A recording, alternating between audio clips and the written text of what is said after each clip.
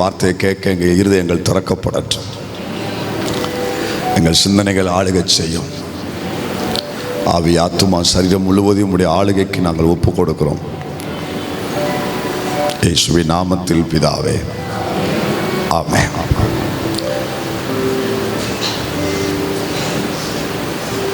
எகிப்துக்கு என்ன செய்யக்கூடாது? போகக்கூடாது. சில வாரங்களாக இந்த சத்தியத்தை நம்ம கவனிக்கிறோம். இப்போ எகிப்தில் நம்ம தோண்டிக்கிட்டு இருக்கோம். மொத்தம் இது வரைக்கும் எத்தனை தோண்டியிருக்கோம்? எகிப்தில் நம்ம தோண்டப்பட்டது எத்தனை இடத்துல தோண்டியிருக்கோம்? சொல்லுங்கள், எத்தனை இடத்துல தோண்டியிருக்கோம்? என்ன? 2. 1, முதல் இடத்துல தோண்டும் போது என்ன வந்துச்சு? எகிப்தின் விக்கிரகங்கள். எகிப்தின் விக்கிரகங்கள். 2வது இடத்துல தோண்டும் போது என்ன வந்துச்சு? எகிப்தில் என்ன செய்வாங்களா? ஆராதனை என்ன செய்வாங்களாம்? தங்கள் இஷ்டத்திற்கு மாற்றிக்கொள்வார்கள். ஆராதனையை தங்களுடைய விருப்பத்துக்கு ஏற்றாற் போல மாற்றிக்கொள்வாங்க. சரி, இப்போ 3வது இடத்துல நம்ம தடியை போடுவோம். சரி, இப்போ அடுத்த ஆயுதத்தை எகிப்தில் இன்னொரு பக்கம் போட போறோம். எல்லாரும் எடுப்போமா? எசேக்கியேல் 32:12. 32:12. எசேக்கியேல் தீர்க்கதரிசன புஸ்தகம் 32ஆம் அதிகாரம் 12வது வசனம். பராக்கிரமசாலிகளின் பட்டயங்களால் உன் ஜனத்திரளை விழப்பண்ணுவேன். அவர்கள் எல்லாரும் ஜாதிகளில் வல்லமையானவர்கள். அவர்கள் எகிப்தின் ஆடம்பரத்தை கெடுப்பார்கள். அதன் ஏராளமான கூட்டம் அழிக்கப்படும். கவனிங்க, எனக்கு தெரிஞ்சு இந்த மாதிரி ட்ரூத்லாம் எனக்கு சொல்லப்படலை. ஆனால் கர்த்தர் உங்களுக்கு சொல்றாரு, பயன்படுத்தி கொள்ளுகிறவர்கள் பாக்கியவான்கள். பயன்படுத்தி கொள்ளுகிறவர்கள். எனக்கு ஆவியானவர் கற்றுக் கொடுக்கிறாரு. ஆவியானவர் உங்களுக்கு எனக்கும் போதிக்கிறாரு. மனம் திறந்து கேட்போம். 3வது எகிப்தில் போட்ட நம்ம தோண்டும் பொழுது உள்ள இருந்து என்ன வருது பாருங்க. எசேக்கியேல் 32:12 தோண்டினோம்னா எகிப்தின் ஆடம்பரம். எல்லாரும் சொல்லுங்க, எகிப்தின் ஆடம்பரத்தை கெடுப்பார்கள். சரி, எகிப்தின் ஆடம்பரம். எகிப்துக்குள்ள போனா ஒரு இடத்துல விக்கிரகம், இன்னொரு இடத்துல தேவ ஆராதனை அவங்க கெடுக்கிறாங்க. இன்னொரு இடத்துல போனா அங்க ஃபுல்லா என்ன இருக்கு? ஆடம்பரம். எகிப்தின் ஆடம்பரம். கவனிங்க, எகிப்தின் ஆடம்பரம் தேவனுக்கு அருவருப்பானது. ஏன் கர்த்தர் எகிப்துக்கு போகக்கூடாதுன்னு இவ்வளவு பயங்கர தீவிரமா இருக்கிறாருன்னா, அந்த எகிப்துக்குள்ள என்ன இருக்கா? இப்ப நீங்க நினைக்கலாம், எனக்கு அதுக்கும் சம்பந்தம் இல்லை பாஸ்டர், அது உலக கோடீஸ்வரர்களுக்குரியது இல்லை. உள்ள போகும்போது விஷயம் தெரியும். நம்மளும் சில தவறுகளை செய்யறோம். கவனிங்க, எகிப்தின் ஆடம்பரம் தேவனுக்கு அருவருப்பானது. ஆடம்பரம் தேவனுக்கு விரோதமானது. தேவன் விரும்பாத ஒன்று. அதனால தான் ஆண்டவர் எகிப்தை இவ்வளவு கடினமா கர்த்தர் கடிந்து கொண்ட காரணம். ஒரு முறை வேத தியானத்தில் நான் வாசித்தேன். ஒரு பகுதியில் எகிப்தில் ஆண்டவர் இன்னும் பயங்கர தீவிரமா கோபம் அடைகிறார். அதுக்குள்ள பல இடத்துல சொல்லியிருக்காரு, அங்க போகாத, அங்க போகாத, அங்க போகாதுன்னு. ஒரு இடம் இல்லைங்க, பல இடத்துல ஆண்டவர் சொல்லியிருக்கிறாரு. அதுல ஒரு வசனங்களை உங்களுக்கு காமிச்சு கொடுத்துட்டு மறுபடியும் இந்த ட்ராக்ல நம்ம உள்ள வருவோம். எரேமியா சொல்றாரு, 42ஆம் அதிகாரத்தை எடுத்தீங்கன்னா, எரேமியா 42வது அதிகாரத்தை எடுங்க, 15 வாசிங்க. எரேமியா 42:15 வாசிங்க. யூதாவில் மீந்திருக்கிறவர்களே, அதை குறித்து உண்டான கர்த்தருடைய வார்த்தையை கேளுங்கள். யூதாவில் மீந்திருக்கிறவர்கள். இப்போ இந்த வார்த்தை நான் நம்புறேன் இந்த சபைக்கு பொருத்தமா இருக்கும். யூதாவில் மீந்திருக்கிறவங்க சொல்லுங்க அந்த வார்த்தைய. யூதாவில் சத்திய முழக்க சபையில் மீந்திருக்கிறவர்களே, கர்த்தருடைய வார்த்தையை கேளுங்கள். கர்த்தருடைய வார்த்தையை கேளுங்கள். நீங்கள் எகிப்துக்கு போக உங்கள் முகங்களை திருப்பி அங்கே தங்க போவீர்களானால், நீ அங்க போய் கூடாரம் எல்லாம் போட வேண்டாம், ஒரு லாட்ஜ் எடுத்து தங்கினாலே ஆண்டவர் என்ன சொல்றாரு பாருங்க.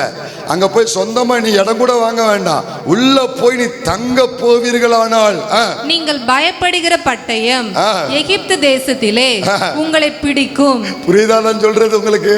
காலையில சொன்னேன் ஒரு வார்த்தை, எத்தனை பேர் கவனிச்சீங்கன்னு தெரியல. அந்த வாக்குத்தத்தத்துக்கு பின்னணின்னு நான் சொன்னேன். 2 கூட்டம் சொன்னேன்.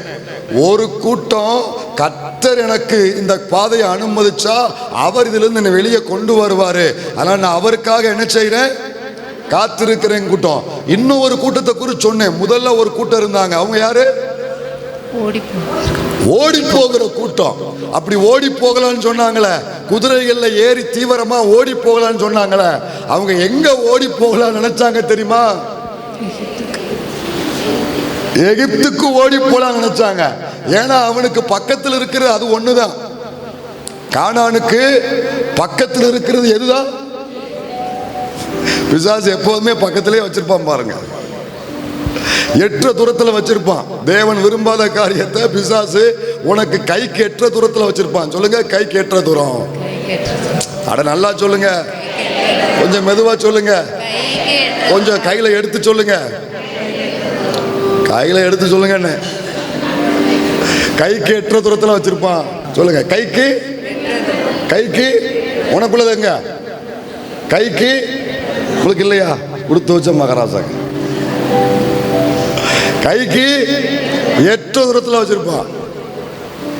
கவனமா இருக்கணும், சரியா? புசுக்கு புசுக்குன்னு கீழே வந்துருவாங்க. ஆபிரகாம பாருங்க, பஞ்சம் வந்தா புசுக்குன்னு கீழே வந்துருவாங்க. இப்படிதான் இருக்கும், அது பக்கத்துல தான் இருந்துச்சு. ஆனா இவங்க யோசித்தாங்க, பேசாம குதிரை வண்டியை கட்டிட்டு ஜடக்கு ஜடக்கு ஜடக்கு ஜடக்கு ஜடக்கு ஜடக்கு ஜடக்கு கீழே போயிடலாம், எகிப்துல போயிடலாம் போல அப்படின்னு இவங்க நினைச்சாங்க. ஆண்டவர் பார்த்தாரு, அங்க போலான்னு நினைக்கிற, நீ அங்க போனாலும் பட்டயம் உன்னை பிடிக்கும், பார்த்துக்கோ, பட்டயம் பிடிக்கும். நீங்கள் ஐயப்படுகிற பஞ்சம் எகிப்திலே உங்களை தொடர்ந்து வரும், அங்கே சாவீர்கள். அவன் பிழைக்கலான்னு போறான். கர்த்தர் என்ன சொல்றாரு? அடுத்த வசனம் பாருங்க, எகிப்திலே தங்க வேண்டும் என்று அவ்விடத்துக்கு தங்கள் முகங்களை திருப்பின எல்லா மனுஷருக்கும் என்ன சம்பவிக்கும் என்றால், எகிப்துல தங்கலாம், வசதி வாய்ப்பு நல்லா இருக்கு, நல்ல சோறு போடுறாங்க, நல்ல வசதிகள் இருக்கு, நல்ல இன்டர்நெட் இருக்கு, நல்ல யூடியூப் வசதி இருக்கு, நல்ல ஆன்லைன் வசதி இருக்கு, அங்கேயே தங்கிடலாம் அப்படின்னு நீ நினைச்சேனா, சொல்லுங்க, அங்கேயே தங்கிடலாம். தம்பி, சகோதரா, சகோதரி, தாயை தகப்புனே கவனி, இதுக்கு வயசுலாம் கிடையாது, சரியா? இதுக்கும் வயசு கிடையாது, இதை கையில வச்சிருக்கவங்களுக்கும் வயசுலாம் கிடையாது, சரியா? அங்கேயே தங்கிடலாம் என்கிற மனிதருக்கு சம்பவிக்கிறது என்னவென்றால், பஞ்சத்தாலும் கொள்ளை நோயாலும் சாவார்கள். அப்பா, பயங்கரம். எகிப்து மேல ஆண்டவருக்கு என்ன பயங்கர ஒரு கோபம் பாருங்க. நான் அவர்கள் மேல் வரப்பண்ணும் தீங்கினாலே அவர்கள் மீதியா இருக்கிறவர்களும் தப்புகிறவர்களும் இல்லை என்று இஸ்ரவேலின் தேவனாகிய சேனைகளின் கர்த்தர் சொல்லுகிறார். நீ கர்த்தர் என விடுவிக்கிட்டோன்னு சொல்லி அவர் அனுப்புற பாதையிலேயே நீங்க போய் அந்த யூதாவில கடந்தாலும் சரி, அது ஆண்டவர் அனுப்புகிறதான அந்த பாபிலோனுக்கு போனாலும் சரி, உன்னை திருப்பி கொண்டு வந்துருவாரு.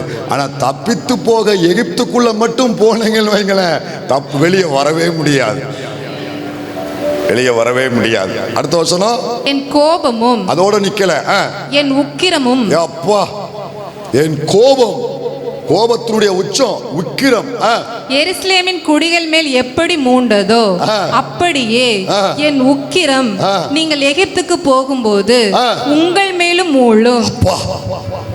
கொஞ்சம் நெஞ்ச பிடிக்கிற மாதிரி இருக்காங்க அந்த வசனம். என்ன பயங்கரம் பார்த்தீங்களா? எகிப்துக்கு போனா கோபம் மட்டுமில்ல, உக்கிரம் மூழ்கின்றார் ஆண்டவர். இவ்வளவு பயங்கரம். அதன் மேல ஆண்டவருக்கு ஒரு கடுங்கோபம் பாருங்க. கீழே வாசிங்க. நீங்கள் சாபமாகவும் பாழாகவும் பழிப்பாகவும் நிந்தையாகவும் இருந்து இவ்விடத்தை இனி காணாதிருப்பீர்கள் என்று இஸ்ரவேலின் தேவனாகிய சேனைகளின் கர்த்தர் சொல்லுகிறார். அப்போ அது மாறாது, அப்போ அது மாற்ற முடியாது. நான் யோசித்து பார்த்தேன், ஏன் ஆண்டவரே இவ்வளவு பயங்கரமா இருக்கிறேங்க எகிப்துல? இப்போதான் ஒன்று நினைப்பூட்டினாரு. நான் அவனுங்களை சாதாரணமாக வெளியே கொண்டு வந்தேன், அவங்கள வெளியே கொண்டு வர நான் என்ன பாடுபட்டேன்.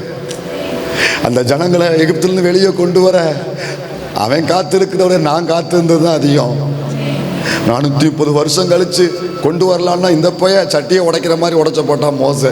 அப்புறம் அவனை உருவாக்கி கொண்டு வந்து அவனை உள்ளே கொண்டு போய் அப்புறம் பார்வோன் கடினப்பட்டான். அவன்கிட்ட என் கையின் விரலின் வல்லமைகள்லாம் காண்பித்து 10 வாதைகள் அனுப்பி ஒருத்தனை ரட்சிப்பதற்கு அவனுடைய மொத்த தேசத்தின் தலைச்சங்காரங்கள் சங்கரிக்கப்பட்டது. தலைப்பிள்ளைகள் சங்கரிக்கப்பட்டது. தலைப்பிள்ளைகளை சங்கரித்து பஸ்கா ஆட்டுக்குட்டி அடிக்கப்பட்டு அந்த ராத்திரியில் பஸ்கா ரத்தத்தினால பாதுகாக்கப்பட்டு நடுராத்திரியில் என் ஜனத்தை நான் வெளியே கொண்டு வந்திருக்கிறேன். நான் சொல்லட்டுமா, உங்களை என்னையும் கர்த்தர் எகிப்திலிருந்து சாதாரணமாக கொண்டு வரல. அடிமைத்தனம் தலைமுறையாக அடிமைத்தனத்தில் கிடந்தோம்ல, நமக்காக அவர் மடியில் இருந்த குமாரனை அனுப்பினார்ல. நம்முடைய பஸ்கா ஆட்டுக்குட்டி தேவாட்டுக்குட்டி அடிக்கப்பட்டது. அவருடைய சரீரத்தில் ஒரு சொட்டு ரத்தம் மீதம் இல்லாமல் நமக்காக சிந்தப்பட்டது. ஜீவன் நமக்காக கொடுத்தா. அல்லேலூயா. அந்த ரத்தத்தினால் அல்லவா தலைமுறை அடிமைப்பட்டிருந்த அந்த அடிமைத்தனத்திலிருந்து நம்மளை வெளியே கொண்டு வந்தார்ல. நம்மளை வெளியே கொண்டு வந்தார்ல. அத்தனை பேரையும் விடுவித்தார்ல கர்த்தர். அதனால தான் ஆண்டவர் உன்னை மீட்பதற்கு நான் கொடுத்த கரையம் சாதாரண கரையம் அல்ல, என் குமாரனை கொடுத்திருக்கிறேன். சகோதரா, அதை உணருங்க. உங்களை என்னையும் மீட்பதற்கு பிதாவாகிய தேவன் கொடுத்த கரையம் வெள்ளி பொண்ணு அல்ல. அவர் மடியில் இருந்த அவருக்கு இருந்தது ஒரே ஒரு குமாரன். அதை தவிர்த்து அவருக்கு பெருசு எதுவுமே இல்லை. அதை கொடுத்து மீட்டிருக்கிறாருன்னா நம்ம மேல எவ்வளவு வைராக்கியம் உள்ள தேவன். அப்ப எதிர்பார்ப்பார் தானே, இவ்வளவு கரையம் செலுத்தி உன்னை அங்கிருந்து கொண்டு வந்திருக்கிறேன், நீ திரும்ப அங்க போலாமா? சொல்லு தம்பிகளா, திரும்ப போலாமா நீங்க? அதனால தான் ஆண்டவர் இவ்வளவு அதன் மேல உக்கிரம் கோபம் கொள்றார். கடைசி அதில் முடிக்கும் பொழுது 19 முடிக்கிறார் பாருங்க. அதை கவனிங்க. இப்ப வாசித்ததிலே 19 பாருங்க. யூதாவில் மீதியானவர்களே, மறுபடியும் சொல்றாரு, நம்மளை கூப்பிடுறாரு. யூதாவில் மீதியானவர்களே, இந்த சபையில் மீதியானவர்களே, எகிப்துக்கு போகாதிருங்கள் என்று கர்த்தர் உங்களை குறித்து சொன்னார் என்பதை இந்நாளில் உங்களுக்கு சாட்சியாக அறிவித்தேன் என்று அறியுங்கள். ஆண்டவருக்கு ரெஸ்பான்ஸ் பண்ணுங்க. ஆண்டவருக்கு ரெஸ்பான்ஸ் பண்ணுங்க. உயிர் போனாலும் உம்முடைய நிழலில் போகுமே தவிர திரும்ப நான் போக மாட்டேன் ஆண்டவரே. நீங்க என்னை வெளியே கொண்டு வந்த இடத்துக்கு நான் திரும்ப போக மாட்டேன் ஆண்டவரே. திரும்ப நான் போக மாட்டேன் ஆண்டவரே. அல்லேலூயா. ஏன் இந்த அளவுக்கு ஆண்டவர் இது மேல இவ்வளவு ஆதங்கப்படுறாருன்னா, அந்த எகிப்துல என்ன இருக்கா? எகிப்தின் ஆடம்பரம். எகிப்தின் ஆடம்பரம். எகிப்து ஆடம்பரத்துக்கு பேர் போனதுங்க. சின்ன சின்ன காரியத்துக்கும் அவ்வளவு ஆடம்பரமா இருப்பாங்க. சின்ன சின்ன காரியத்துக்கும் அவ்வளவு ஆடம்பரம், தலைவிரிச்சு ஆடம்பரம். கவனிங்க, தேவன் உங்களுக்கு கொடுக்கிற ஆசீர்வாதங்களை அந்தந்த காலங்களில் ஆசீர்வாதத்தின் அளவை தேவன் என்ன செய்வார்னா கூட்டுவார். தேவன் கூட்டி கொண்டிருப்பார். அப்படி கர்த்தர் உங்களுக்கு கொடுக்கிற ஆசீர்வாதத்தில் என்ன இருக்காது? வேதனையை கூட்டா. அதை நீங்கள் என்ன செய்யுங்க? சந்தோஷமா நீங்க பயன்படுத்துங்க. அதுல நீங்க திருப்தியா இருங்க. ஆனா தேவன் விரும்பாத ஆடம்பர எல்லைக்குள் ஒருபோதும் நாம் போய்விட. வாழ்க்கையில சில அத்தியாவசியமான காரியம் உண்டு. அத்தியாவசியத்துக்கு மிஞ்சினது ஆடம்பரத்துக்குள்ள கொண்டு போய் நம்மளை விற்றோம். இந்த ரெண்டுக்கும் நம்ம வித்தியாசத்தை கண்டுபிடிக்கணும். அத்தியாவசியத்துக்கும் ஆடம்பரத்துக்கும் உள்ள வித்தியாசத்தை நம்ம என்ன செய்யணும்? கண்டுபிடிக்கணும். அத்தியாவசியமான தேவைய ஆடம்பரம் என்று எண்ணி மற்றவர்கள் மேல நீங்க குறை சொல்லக்கூடாது. ஒருவேளை உங்களுக்கு தேவைப்படாத ஒரு ஆசீர்வாதம், ஒரு காரியம் பிறருக்கு அத்தியாவசியமா இருக்கலாம். பிறருக்கு அத்தியாவசியமா இருக்கலாம். சோ அந்த மாதிரி காரியங்களை நீங்கள் பார்த்து அவர்களை குறை சொல்லவும் கூடாது. அதே சமயத்தில் ஆடம்பரத்தை அத்தியாவசியம் என்று எண்ணி உங்களை நீங்களே ஏமாற்றிக் கொள்ளவும் கூடாது. ரெண்டுக்கு வித்தியாசம் புரிஞ்சவங்க கூட வாங்க, அப்பதான் புரியும். அதாவது ஒரு அத்தியாவசியமான தேவை, அவனுக்கு அது அத்தியாவசியம். எனக்கு ஒருவேளை அவன் யூஸ் பண்ற பொருள் எனக்கு தேவைப்படாமல் இருக்கலாம். எனக்கு தேவைப்படாமல் இருக்கலாம், ஆனால் அது அவனுக்கு அத்தியாவசியம். அவன் வேலைக்கு அது உதவியாக இருக்கும், அவன் கம்யூனிகேஷனுக்கு அது உதவியாக இருக்கும். அதை நான் என்ன செய்யக்கூடாது, ஆடம்பரமாக இருக்கிறான் அப்படின்னு அவனை குறை சொல்லவும் கூடாது. உனக்கு தேவைப்படலை, அவனுக்கு தேவைப்படுது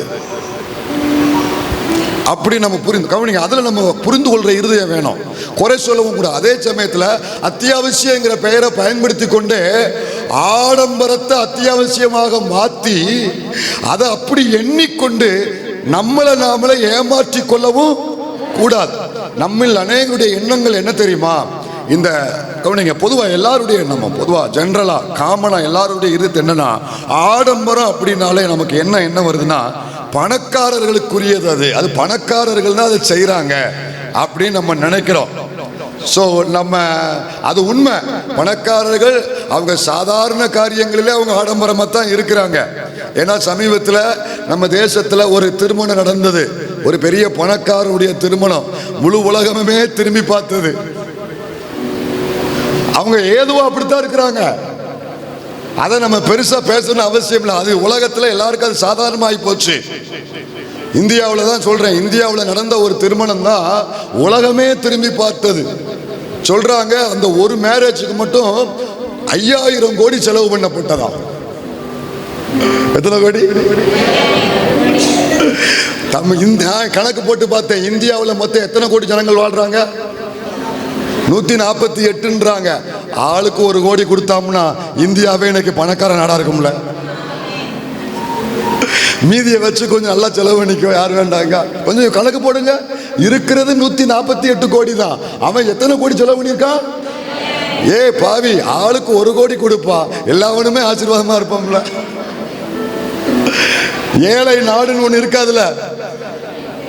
நான் சொல்றது புரியுதா புரியலையா? 148 தான். அது போக 4800 கோடி அதை வச்சு செலவு பண்ணிக்கோ, யாரும் வேண்டாங்க. அதெல்லாம் ரொம்ப பயங்கரம். அதெல்லாம் கேள்விப்படும் போது இப்படியெல்லாம் வாழ்றாங்களா? ஒரு இதழில் அந்த திருமணத்தை குறித்து வெளியிட்ட செய்திகள் சொல்லுது.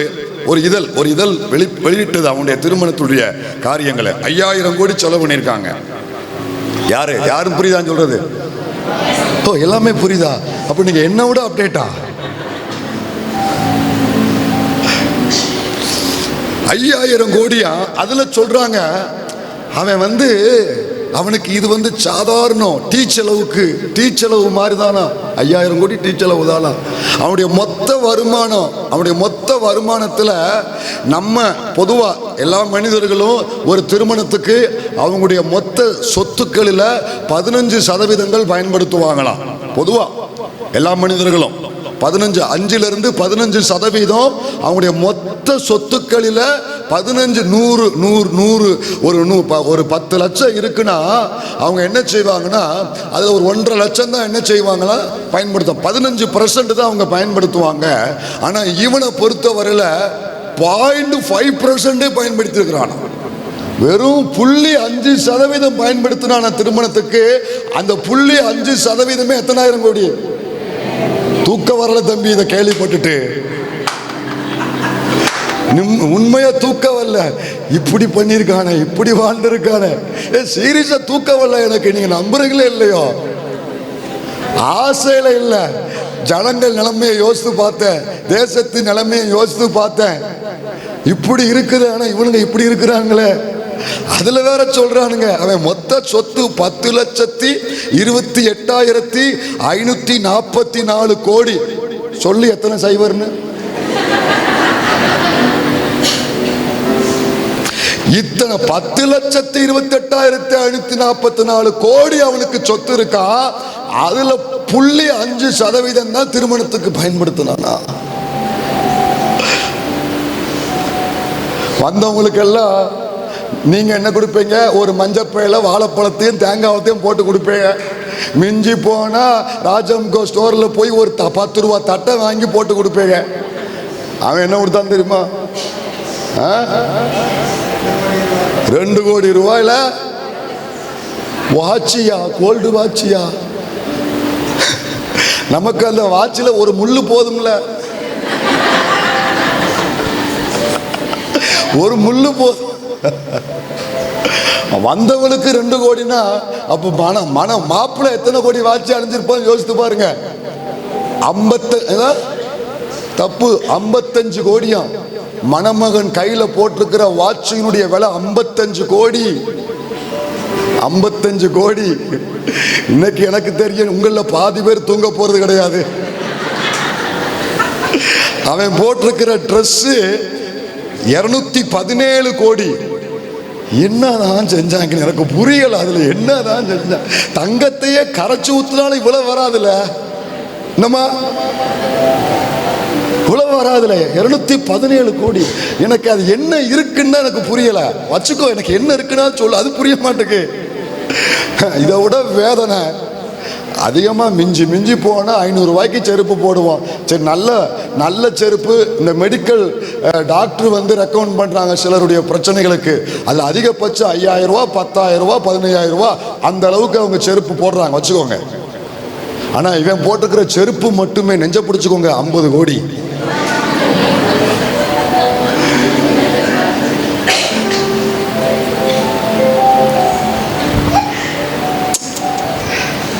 ஆர்கெஸ்ட்ரா இந்த இருக்காங்களே, இந்த பாட்டு பாடுவாங்களே கல்யாணத்தில், அதில் ஒருத்தன் வந்து ஒரு பாட்டு, அவன் ரொம்ப வேர்ல்டு ஃபேமஸ் போலாமே, பேர் எனக்கு தெரில, வேர்ல்டு ஃபேமஸ் என்னமா, சரி அவனை நீயே வச்சுக்கோ, எனக்கு தெரில, அவன் பேரை நீயே வச்சுக்கோனே, மன்னிச்சுக்கோங்க, தப்பாக புரிஞ்சுக்காதீங்க, இந்த பேர் எனக்கு விளங்கலை, சரி விடுங்க, அதை விடுங்க, கவனிங்க.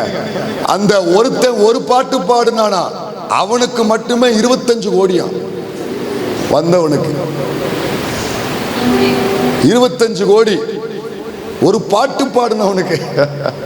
நான் யோசித்து பார்த்தேன். இதெல்லாம் பார்த்துட்டு என் மனசுல ஒரே ஒரு ஆசை தான் வந்துச்சு.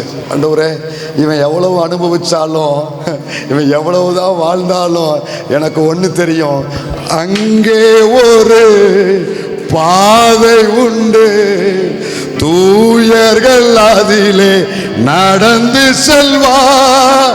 அங்கே ஒரு பாதை உண்டு, தூயர்கள் அதிலே நடந்து செல்வா.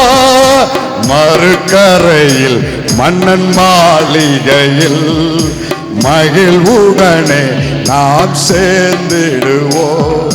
மறுகரையில் மன்னன் மாளிகையில் மகிழ்வுடனே நாம் கை உயர்த்தி எல்லாரும் கர்த்தருக்கு ஒரு ஸ்தோத்திரம் செலுத்துங்க பார்க்கலாம். அல்லேலூயா. இவன் எத்தனை கோடியில செருப்பு போட்டான, வாட்சி போட்டான, ஒரு நிமிஷம் இதெல்லாம் பார்த்துட்டு கஷ்டமா இருந்துச்சு. அப்பதான் எனக்கு இந்த பாட்டை ஆண்டவர் மனதில் ரிங்காரமா கொண்டு வந்தாரு. அவன் எத்தனை கோடி வச்சாலும் தீட்டுப்பட்ட ஒன்றும் அதற்குள் நுழைவது இல்லை, மீட்கப்பட்டவர்கள் உள்ளே பிரவேசிப்பார்கள். அந்த கூட்டத்தில் தான் நீயும் நானும் இருக்கிறோம். கைதட்டி கர்த்தருக்கு ஒரு மகிமை செலுத்துங்க பார்க்கலாம்.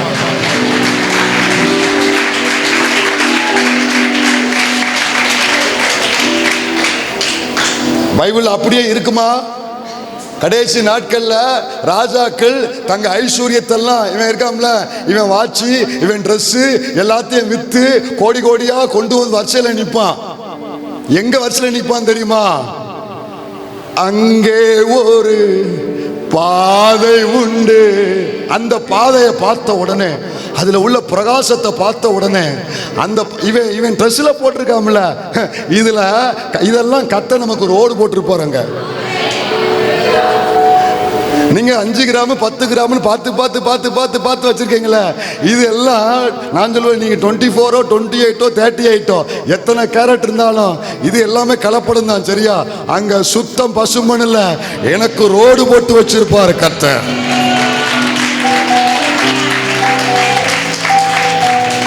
என் கால்கள் மிதிக்கிற இடமெல்லாம் சுத்த தங்கம். என் கால் மிதிக்கிற இடத்துல சுத்த தங்கம்.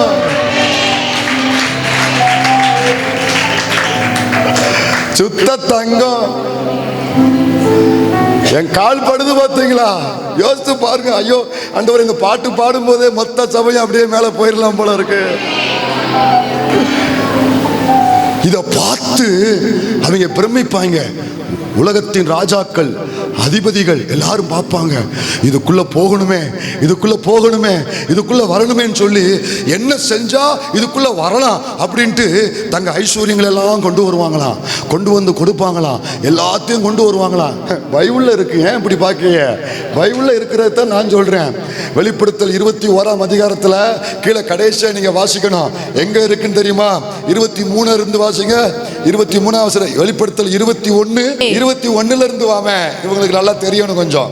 12 வாசல்களும் 12 முத்துகளாய் இருந்தன. ஒவ்வொரு வாசலும் ஒவ்வொரு முத்தாய் இருந்தது. என்னது முத்து? இன்னைக்கு பேர் வச்சிருக்கோம்ல, அது கிடையாது. அந்த முத்தே வேற, முத்துக்களா இருந்துச்சாம். முத்து எங்க? 12 முத்தும் பயங்கரம். அதெல்லாம் நீங்க வாழ்க்கையிலே பார்த்துருக்க மாட்டீங்க. ஒரு முறை ஒரு பிரதர் வந்தாரு, வந்து கையில பெரிய மோதிரம் போட்டிருந்தாரு. பெரிய மோதிரம் போட்டுட்டு இப்படியே ஏதோ பேசிக்கிட்டு இருந்தோம். கடைசி ஏதோ டாபிக் வந்துச்சு. டாபிக்ல வந்து சிவகாசியில இருந்து பிரதர் செல்வராஜ், கரெக்ட், அவர் நம்ம கேலண்டர் அடிச்சு கொடுக்குற பிரதர் செல்வராஜ் வந்தாரு. அவரை பேசிக்கிட்டு இருக்கும்போது பெரிய மோதிரம் போட்டிருந்தாரா, உள்ள கலரா இருந்துச்சா. பேசி முடிச்ச உடனே அவரு பச பார்த்தீங்களா அப்படின்னாரு. அந்த இருந்து அதான் பார்த்துக்கிட்டு இருக்கேன் பிரதர் அப்படின்னு சொன்னாரு. எருசலேமில் போய் 12 கற்களை வாங்கி அந்த 12 கற்களை பதிச்சு வச்சிருக்கிறேன் பாஸ்டர் இந்த மோதிரத்துக்குள்ள. இந்த பைபிள்ல சொல்லப்பட்டிருக்கல, 12 கற்கள். அந்த 12 கற்களை பார்த்தா ஐயோ, அது கடுகை விட சிறுசாத்தான் இருக்கு. ஆனா கண்ணை அப்படி பறிக்காது. ஆசைலாம் கிடையாது, சரியா? வேறமே நினைச்சிடாங்க. பார்க்க அவ்வளோ நல்லா இருக்குன்றேன்.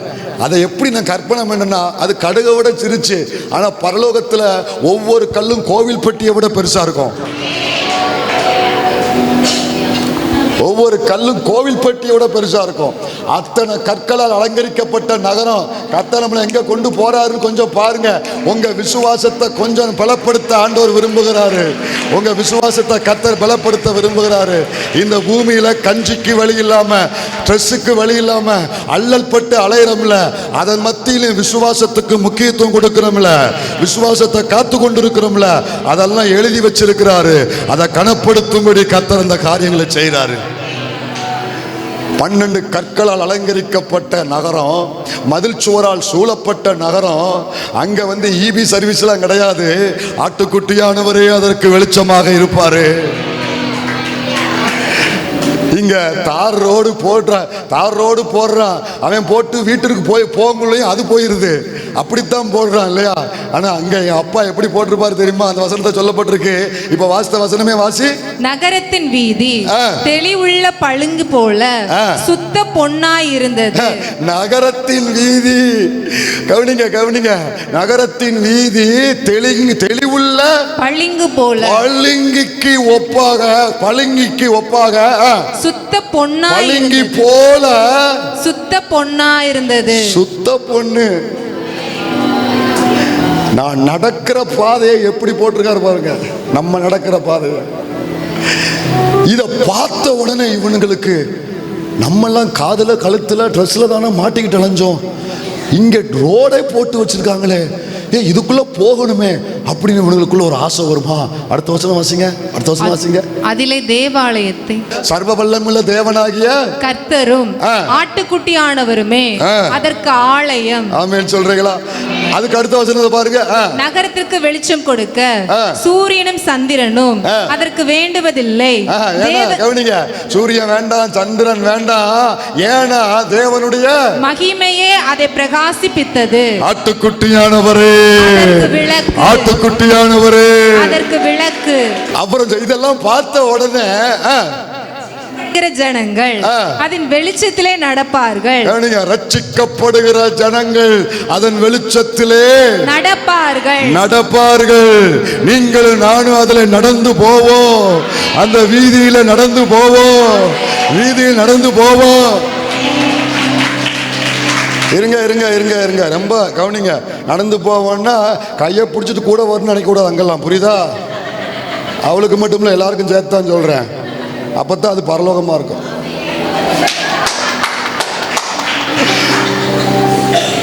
என்னையா நான் சொல்றது சரிதானே? அங்கேயும் போயிருந்துக்கிட்டு ஐயா வாரும் ஐயா வாரும் ஐயா வாருன்னா அது இது தேவலன்ட்டு போயிருவாங்க நம்ம ஆட்க பலரு. புரியுதா? ஆமா. அங்க இன்னாரு அன்னாருலாம் அடையாளம் தெரியாது. எல்லாரும் தேவ சாயலில தேவனுடைய சமூகத்துல நம்ம எல்லாரும் இருப்போம். வந்துடக்கூடாது, எங்க அவரை காணுன்ட்டு வந்துடக்கூடாது, எங்க எவ்வளவு காணுன்ட்டு வந்துடக்கூடாது. ஆமா. அப்ப அதுல போகுமா? ரட்சிக்கப்பட்டவங்க நடந்து போவாங்களா? பூமியின் ராஜாக்கள் தங்கள் மகிமையையும். இத பார்த்த உடனே இந்த பயிலுக யாரு? இந்த 5000 கோடி செலவுனாம்ல, 50 கோடி வாட்சி போட்டிருக்காங்கல்ல, இவனுங்க எல்லாரும் என்ன செய்வாங்க தெரியுமா? தங்கள் மகிமையையும் கனத்தையும் அதற்குள்ளே கொண்டு வருவார்கள். அதுக்கு உள்ளே கொண்டு வருவாங்க. உங்க கூட மோடியும் அம்பானியும் போட்டி போடுவான். உங்க தகுதி புரியுதா? இப்போ உங்க கூட யாரு போட்டி போட போறா தெரியுமா?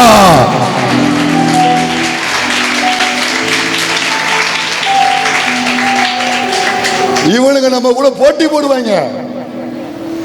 கனத்த மகிமையா காதுல கழுத்துல அவ போட்டிருக்கால எல்லாத்தையும் கலட்டி போட்டுட்டு கொண்டு போட்டுட்டு எப்படியாவது உள்ள விடுங்க உள்ள விடுங்கன்னு கேட்பாங்களா? அடுத்த வசனம் பாருங்க.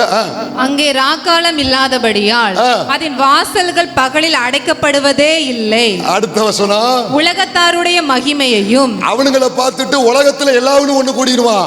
அவனுங்க மகிமையையும் கனத்தையும் அதற்குள்ளே கொண்டு வருவார்கள். அவங்க பார்ப்பாங்க, இதுக்குள்ள போனாதான் நம்ம வாழ முடியும், தப்ப முடியும். ஏன்னா மொத்த உலகமும் இப்போ அழிந்து கொண்டிருக்குது, நரகத்துக்குள்ள எல்லாம் போய்கிட்டு இருக்காங்க.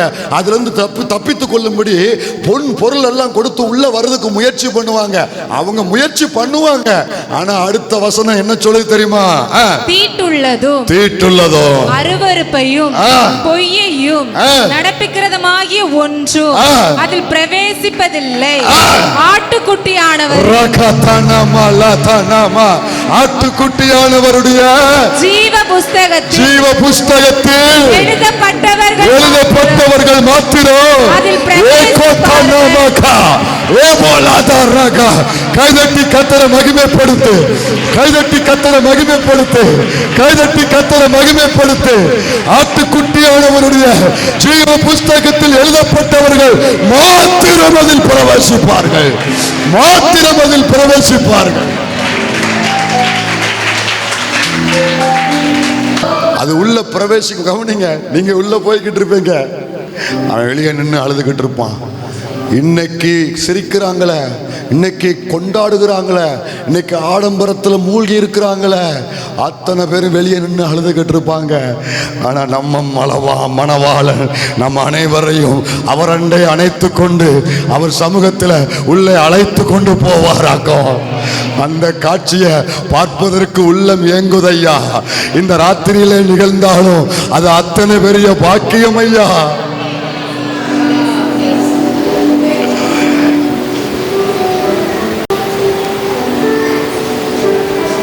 அங்க நடந்து போகும் பொழுது இங்க நீங்க பேதையா இருக்கலாம், இங்க நீங்க ஒன்றும் தெரியாதவங்களா இருக்கலாம்.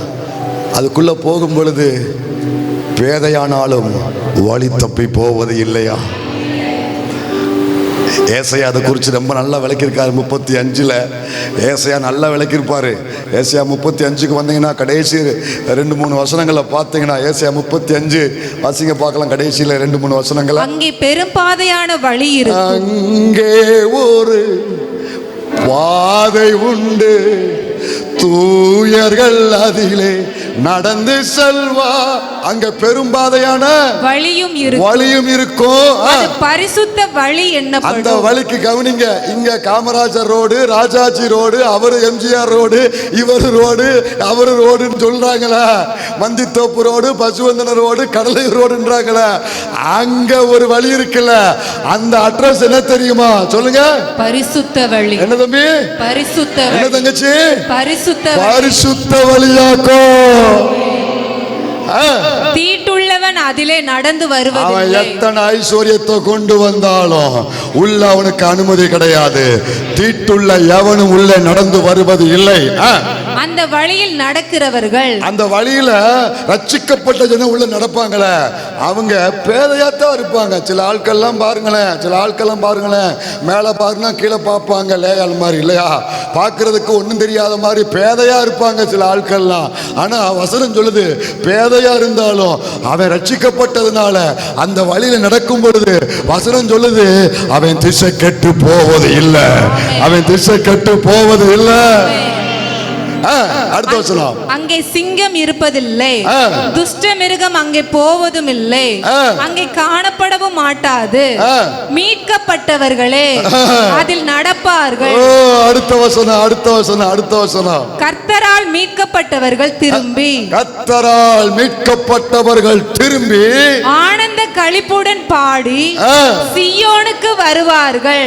நித்திய மகிழ்ச்சி அவர்கள் தலையின் மேல் இருக்கும், சந்தோஷமும் மகிழ்ச்சியும் அடைவார்கள். சஞ்சலமும் தவிப்பும் ஓடிப்போ தலைக்கு மேல கைதட்டி ஆண்டவரே அந்த நாள் வருவதாக. நித்தியத்தை குறித்து பிரசங்கம் பண்ணாலே தனி அபிஷேகம். ஆதி நாட்கள்ல எல்லா வாரமும் இந்த செய்தி தான் இருக்கும். அதுலதான் நாங்க வளர்ந்தோம்.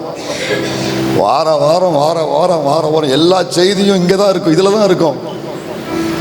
இதுலதான் நாங்க வளர்ந்தோம் தெரியுமா.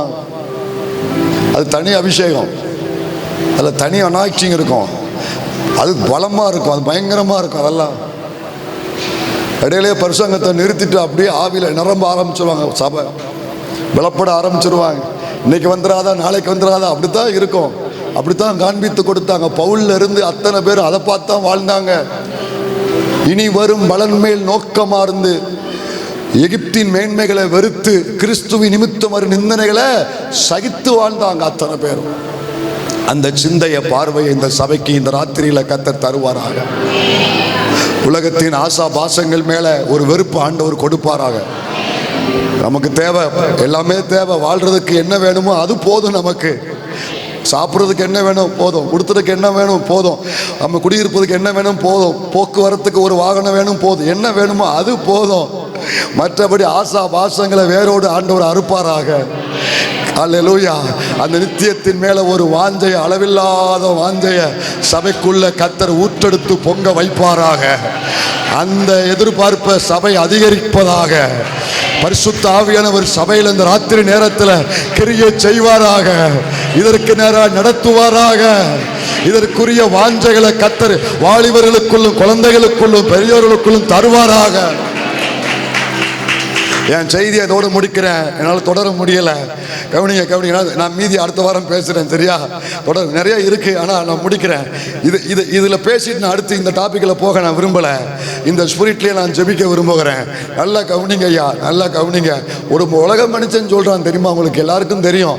உலக மனுஷன் தெரியும் சொல்கிறான், உலகத்துக்கு ஏதோ ஒன்று சம்பவிக்க போகுது, அது மட்டும் தெரியுது. விஞ்ஞானம் சொல்லுது, அறிவியல் உலகம் சொல்லுது, நல்லா படித்தவங்க சொல்கிறாங்க, பதவியில் இருக்கிறவங்க சொல்கிறாங்க, எல்லாருமே சொல்ற உலகத்துக்கு ஏதோ சம்பவிக்க போகிறது. ஆனா உங்களுக்கு எனக்கும் தான் தெரியும், ஏதோ சம்பவிக்க போகிறது இல்ல. நம்ம சந்திக்க வரப்போகிறாரு. அதுதான் சபைக்கு சம்பவிக்க போகிறது. சபைக்கு சம்பவிக்க போகிறது அதுதான். நீ மட்டும் அதை எதிர்நோக்கி வாழணும். ஒரு சம்பவம் ஞாபகத்துக்கு வருது, சொல்லிட்டு நம்ம ஜெபிக்க போகிறோம். இந்த ராத்திரியில் யார் யாரெல்லாம் உள்ள வந்திருக்கிறீங்களோ, நம்மளும் நம்மை சார்ந்த குடும்பமும் வர முடியாதவர்களும் எல்லாருக்கும் சேர்த்து சொல்றேன், கவனிங்க. எப்போதும் உங்க காது இருக்கல, உங்க மன காது இருக்கல, எப்போதும் அது திறந்திருக்கட்டும். தூங்கினாலும் அது திறந்திருக்கட்டும். தூங்கினாலும் அந்த சூலமித்தியை குறித்து சொல்லும் பொழுது, அவ தூங்கினாலும் அவ இருதயம் என்ன செஞ்சதா? விழித்திரு. நான் தூங்கினேன், என் இருதயம் விழித்திருந்தது. ஏன் தெரியுமா?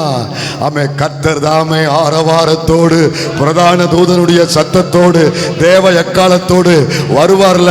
அந்த சத்தம் எந்த ராத்திரினாலும் கேட்கும். நான் தூங்கினாலும் என் இருதயம் விழித்திருக்க வேண்டும். முழங்கால் படிடுவோம், முழங்கால் படிடுவோம். ஜெபிக்கலாம், கொஞ்ச நேரம் நம்ம ஜெபிக்கலாம். ஜெபிக்கும்படி ஏவப்படுகிறேன். எல்லாம் முழங்கால் படிடுவோம். சபையினுடைய இருதயம் விழித்திருப்பதாக, நம்முடைய இருதயம் விழித்திருப்பதாக. எல்லாம் முடிந்தவங்க அப்படியே நேர் முழங்கால நின்று, ஆண்டவரே என் இருதயம் விழித்திருக்க கிருபைதாங்க ஐயா. எகிப்தை சார்ந்து கொள்ளாதபடி, எகிப்தை சார்ந்து கொள்ளாதபடி. ஹல்லேலூயா. இந்த இருதயத்தை ராத்திரியில் எங்களுக்கு திறக்கப்படுவதாக. உலகத்தின் மேல ஒரு வெறுப்பு ஆண்டவர் தரணும் நமக்கு. போதும், அவர் கொடுத்தது எனக்கு போதும், இனி அவர் எனக்கு வேணும், அவருக்காக நான் வாழணும். ஒப்பு கொடுத்து எல்லாரும் ஜெபம் பண்ணுங்க. கர்த்தர் சபைக்குள்ள இந்த சிந்தையை தரணும். நம்ம கேட்டோம்ல, இந்த சிந்தையை கர்த்தர் சபைக்கு தரணும். ஹல்லேலூயா. இப்படிப்பட்ட வாஞ்சை ஆண்டவர் தரணும். ஒருவரும் விடப்படக்கூடாது, ஒருவரும் கைவிடப்படக்கூடாது. ஹல்லேலூயா. ஒருவரும் கைவிடப்படக்கூடாது. ராஜா வருகிறாரு, இயேசு வருகிறார்.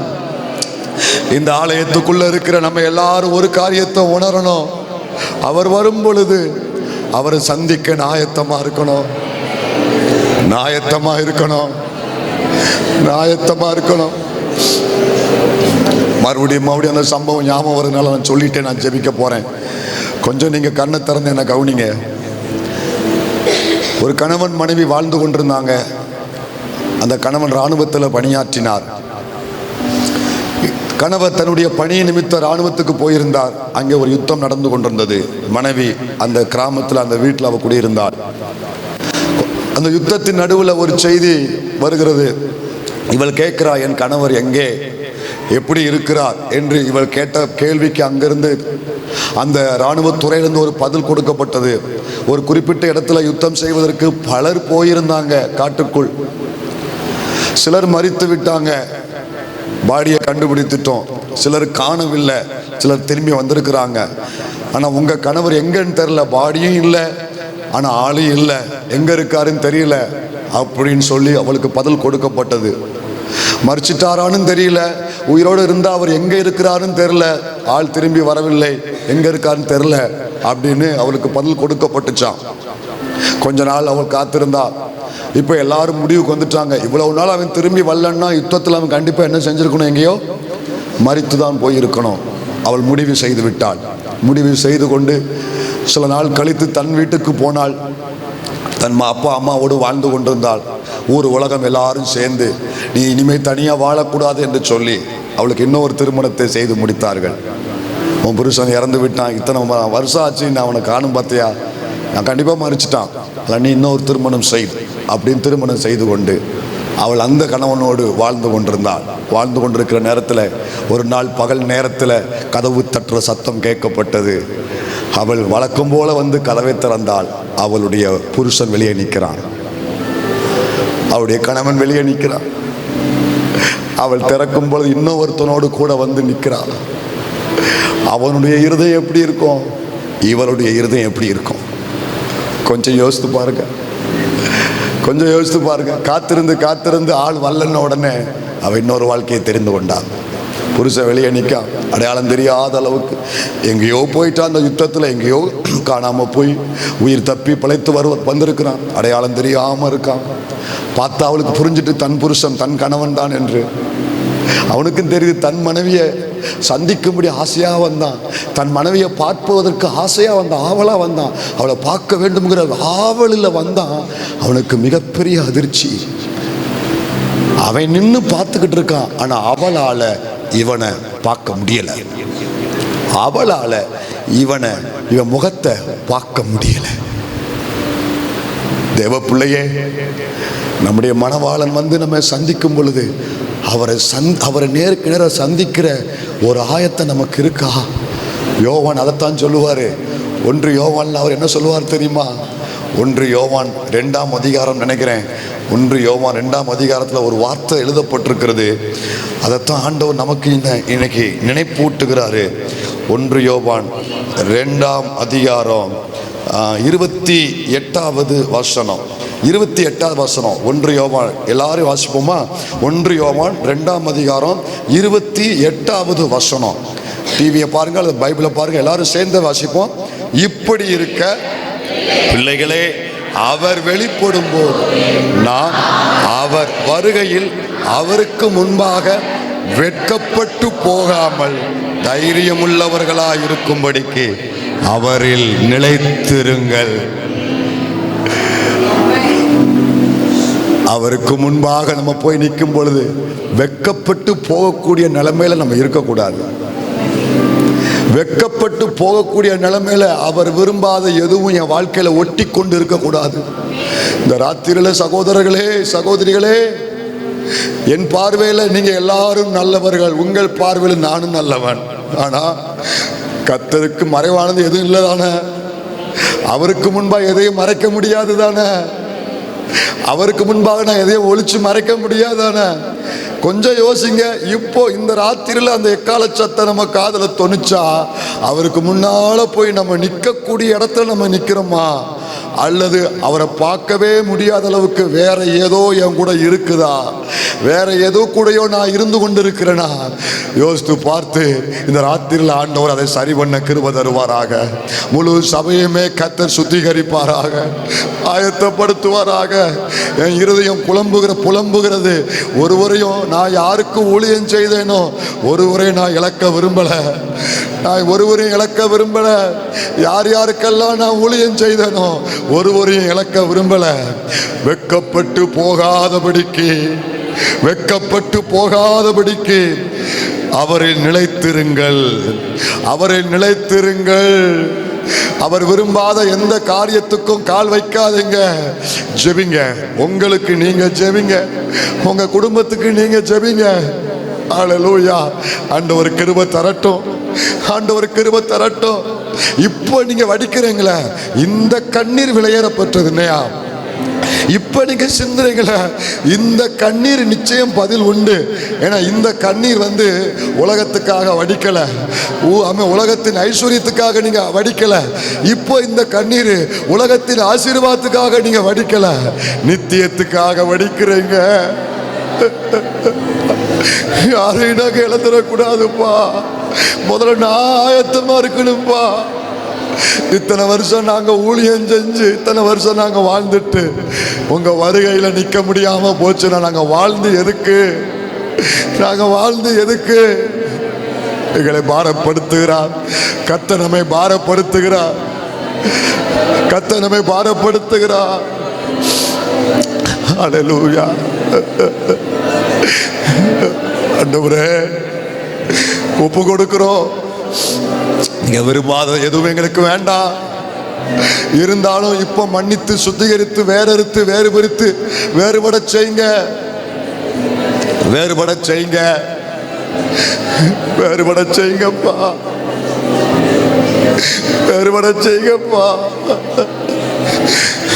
சபையா சேர்ந்து எங்க முழு சபைக்காக ஜெபிக்கிறோம். வர முடியாத ஜனங்களுக்காகவும் சேர்த்து ஜெபிக்கிறோம்.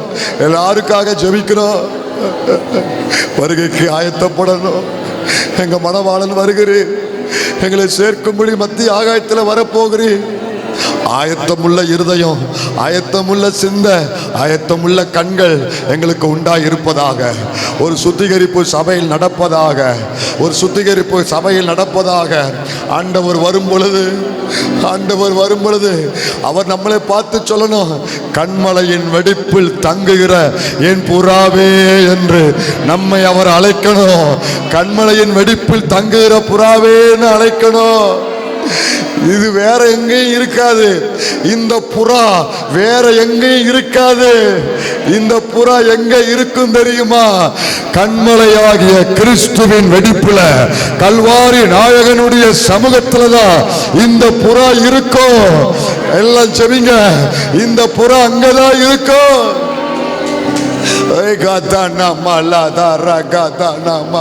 இது வேறு பிரிக்கப்பட்ட புறா, இது சுத்திகரிக்கப்பட்ட புறா.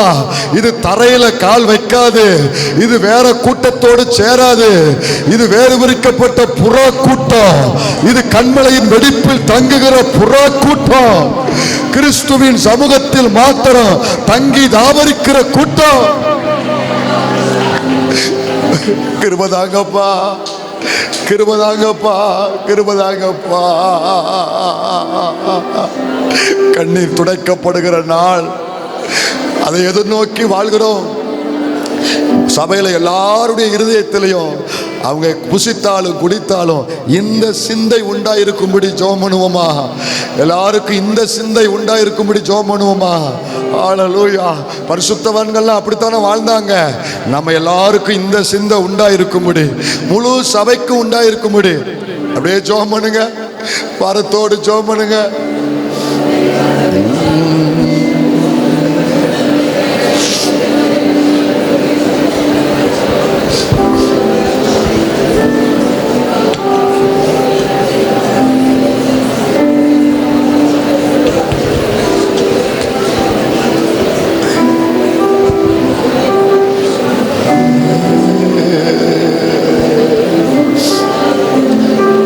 குடும்பங்கள்ல இன்னும் ரட்சிக்கப்படாம இருக்கிறாங்களே, அவர்களுக்காக ஒரு சின்ன விண்ணப்பம் ஏறடுங்க, ஒரு ஜெபம் பண்ணுங்க. ரட்சிக்கப்படாம இருக்கிறாங்களே நம்ம குடும்பங்கள்ல ஜெபம் பண்றீங்களா? நம்ம சபைகள்ல அப்படிப்பட்ட குடும்பங்களுக்காக ஜெபம் பண்ணுங்க. ஆண்டவர் அவங்க எல்லாரையும் கொண்டு வரணும். கர்த்தர் அவங்க எல்லாரையும் கொண்டு வரணும். ஆண்டவர் அவங்களை சந்திக்கணும். இப்போ அவங்க எங்க இருந்தாலும் கர்த்தர் அவங்கள தொடரணும். அவங்க கொண்டு வரணும். அவங்க ஆயத்தப்படணும். ராஜா ராஜா மன்றாடுகிறோம்ப்பா, மன்றாடுகிறோம்ப்பா. அவர்களுக்காக கண்ணீர் சிந்துறோம்ப்பா. எங்க சொந்த பந்தங்கள் யாரையும் இழக்க நாங்க விரும்பல. அவர்களுக்காக நாங்க ஜெபிக்கிறோம். எல்லாரையும் இழுத்து கொண்டு வாரோம். அன்பின் கயிற்றினால் இழுத்து கொண்டு வாரோம்.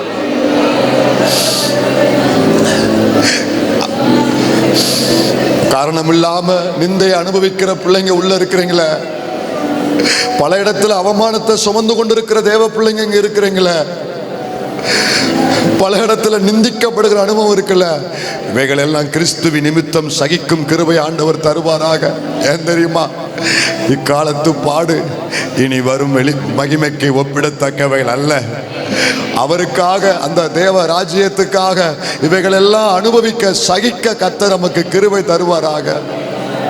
எல்லாவற்றுக்கும் ஒரு நாள் வச்சிருக்காரு கர்த்தர். கர்த்தர் வச்சிருக்கிறார். ஹல்லேலூயா. ஓ, அந்த நாள் உன் கண்ணில் இருந்து வடிகிற கண்ணீரை அவரே துடைப்பாராய். அவரே துடைப்பார் தான் பைபிள் சொல்லுது. தேவன் தாமே கண்ணீர் யாவையும் துடைப்பார். அவனுக்கு நான் அளிக்கும் பலன் என் கூட வருது. பலன் அளிக்கிற நாள், கண்ணீர் துடைக்கப்படுகிற நாள், பலன் அளிக்கப்படுகிற நாள், அவரோடு கூட இருக்கிற நாள், இந்த சபை வாஞ்சிக்கிற அந்த நாள், அந்த நாளை நாங்க வாஞ்சிக்கிறோம்ப்பா.